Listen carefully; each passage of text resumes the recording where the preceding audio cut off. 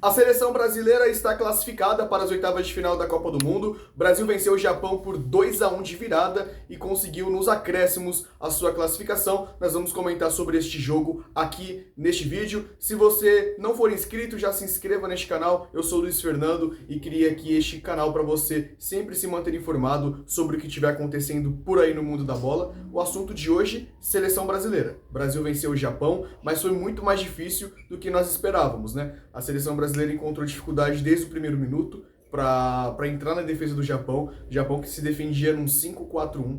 Três defensores, os dois alas recuavam como laterais e dificultava a entrada do Brasil pelo lado direito com o Ryan, pelo lado esquerdo com o Vini. Era muita dificuldade para ter uma jogada individual, mas também não tinha tabelas. O Casemiro e o Bruno Guimarães muito mal no primeiro tempo, principalmente Casemiro, muito lento, passes lentos que dificultavam a progressão do time. O Casemiro errou passes, inclusive.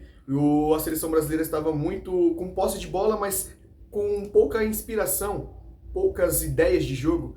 E isso foi dando ao Japão mais pólvora, mais possibilidades. E em um contra-ataque, o Japão recupera uma bola que o Danilo passa mal e consegue a finalização com o Sano, meio-campista, que avança, ninguém chega nele, nem Gabriel Magalhães e muito menos Casemiro, que se você verificar bem o vídeo, Casemiro poderia ter matado, mas também não encontrou o volante japonês, que faz o gol sem chances para o goleiro Alisson.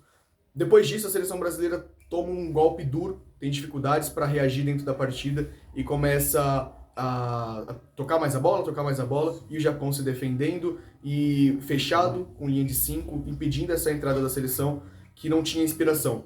E quando eu estava assistindo o primeiro tempo, eu falei assim, precisa de alguma coisa de nova. Precisa de um Endrick, precisa de um Neymar, depois eu vou entrar no capítulo do Neymar. Mas o Endrick, de fato, já ficou no aquecimento no intervalo, estava ali já como possibilidade para entrar no segundo tempo e ele entrou. E ele ajuda com jogadas que ele recebe a bola na profundidade para atacar. O Endrick ajuda muito, deu mais espaço para o Ryan recebendo a bola pelo lado direito, porque o Endrick foi um tormento para a defesa japonesa. O Vini pelo lado esquerdo, ele sai do comando do ataque e vai para o lado esquerdo, também foi muito acionado, jogou bem o Vini Júnior, sempre muito perigoso, mas a mudança que realmente vai mudar a seleção brasileira é a do Martinelli.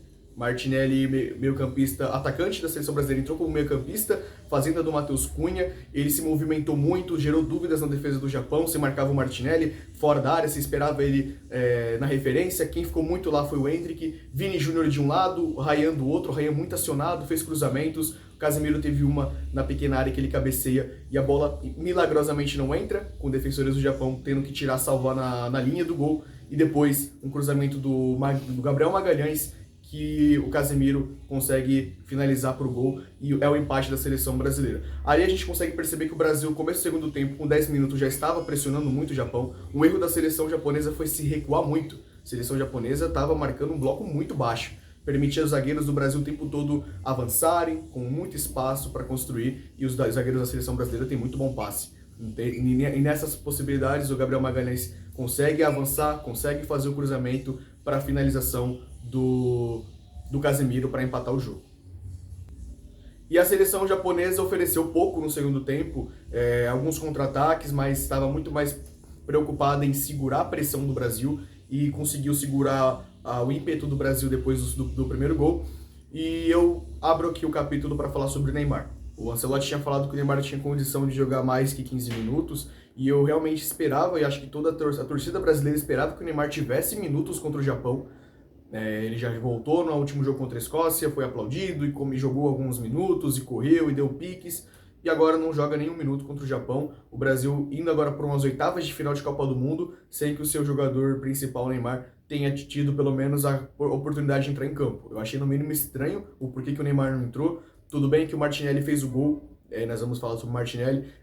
Temos que falar também das boas entradas do Fabinho no meio de campo, que precisou ali substituir o Casemiro, mas eu acho que não dá para explicar o porquê que o Neymar não entra nenhum minuto. Não joga. Agora, essa é questão física, se o Neymar não tá 100%, se o Neymar não treinou legal, agora isso precisa ser perguntado pro Ancelotti para que ele responda. Mas eu tinha muita expectativa que o Neymar tivesse minuto, jogasse, e aí a gente pudesse julgar se jogou bem ou jogou mal, mas o camisa 10, o principal jogador dessa geração, a minutos do fim do jogo do Brasil e Japão, sequer entrou na partida. Achei muito estranho. O gol do Martinelli nos acréscimos salva a partida do Brasil, que não foi uma partida boa, inspirada, faltou muito aproximação, tabelas, faltou jogadas trabalhadas. O Ancelotti foi corajoso também de transformar o 4-3-3, depois da saída do Paquetá, para um 4-4-2, para um 4-2-4, com a entrada do Endrick no ataque, um Brasil muito mais ofensivo, que pressionou muito mais o Japão, e também por isso que o Brasil conseguiu criar superioridade numérica, arrastar o Japão para sua defesa e chegar ao seu gol. Muito bom gol do Martinelli, passe do Bruno Guimarães dentro da área, muito bom. Passe que dá a oportunidade do Martinelli girar o corpo rápido e ajeitar para a finalização.